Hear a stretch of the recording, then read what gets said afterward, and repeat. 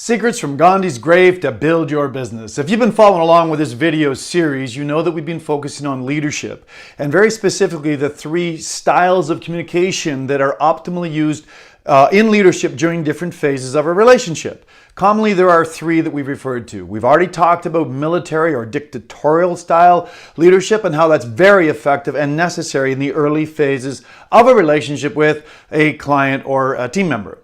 However, if you're continuing to use that style of leadership as the relationship evolves into less of a perceived necessary, but more voluntary style of a relationship, I promise you that people are being pushed away from you. You just maybe aren't aware of it. That's when you need to look at what we refer to as moral or leadership by example, which is very commonly emulated very well by the great leader Mahatma Gandhi, who led India out of the mess that they were in with the British government at the time, way back in the 40s until he was executed. So what we're going to cover today are 5 of the 10 aspects of moral leadership that is, again, the style of leadership necessary to move you into that next phase of a relationship once the initial phase is over.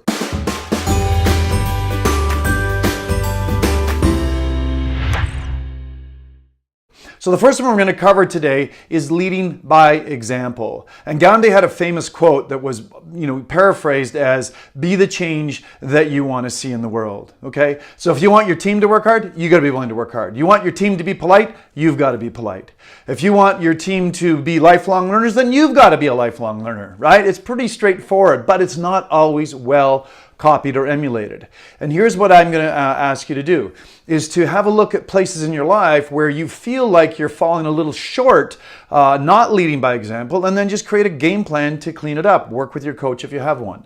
The other thing is when you see a team member that's pissing you off because they're doing something or they're not pulling their weight or something like that, turn and use that as a mirror and a reflection of you and clean that up in your own life before you ever go and talk to them, okay? The second aspect is to be willing to work longer and harder than they do. And this is really just an extension of leading by example. The dominant consciousness or energy in a business or a practice always leads. And if you're not willing to go the extra mile, if you're not willing to put in the time, if you're not willing to, do the work, go to the seminars, do the coaching, whatever it is that allows you to be an example of excellence, then neither are they. So be willing to work, longer and harder than they do. Be the dominant consciousness in the business. The third one I want to talk about is believe in and understand the dream more deeply than they do. Many of us get all stuck up in our heads and, we're talking about the business and life and the mission, from a really left brain standpoint. Share that passion, share that dream with them, and be willing to just really engage in it and own it and let it become a fabric of every part of your being. If you're not willing to just, believe in that dream and work diligently towards it, it's doubtful that your team is ever going to buy in the big picture of things, okay? The fourth one I want to talk about is never abandon the people you are leading. Okay. And, I had an opportunity one time in my practice where one of my team members had screwed up pretty royally. And there was a practice member who was really heated at the front desk. There was 10 people in the living room area.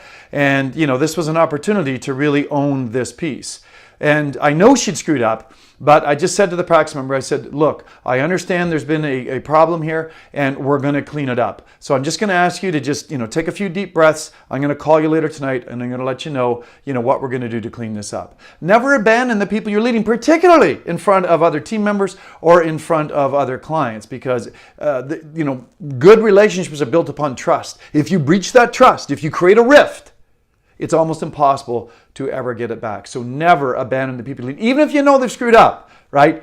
Talk about it with them and, clean it up after the fact. Which really brings us, to number 5, which is to acknowledge breakdowns when they occur. There's no question that in life and business, things are going to get screwed up at times.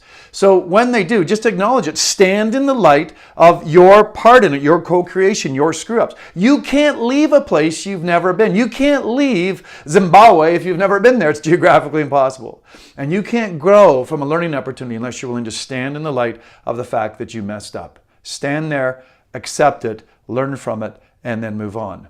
And the same thing is true with your team members. If they have screwed up, again, never abandon them, but always make sure that you clean it up and get a chance to help them understand what went wrong, how it went wrong, and how you can clean it up and do it better in the future. So in closing, leadership is really not a stagnant thing. It's a dynamic, changing, evolving thing. And at different phases of a relationship with the people that you're in relationship with, whether they're clients or team members, you need to learn how to communicate differently. We talked about dictatorial and military style leadership in the early phases and its benefit. But again, as we said earlier in this video, do not use that style as the relationship becomes more voluntary, or people will just be turning away in droves, right? So this is a chance to really own this piece of style of leadership that was emulated by, the great Mahatma Gandhi, and really take ownership of that in your life. And watch how the magnetism of who you are will draw people to you, and they will follow you to the ends of the earth. This is Dr. Tom challenging you to be more so you can do more and have more of what your heart authentically desires.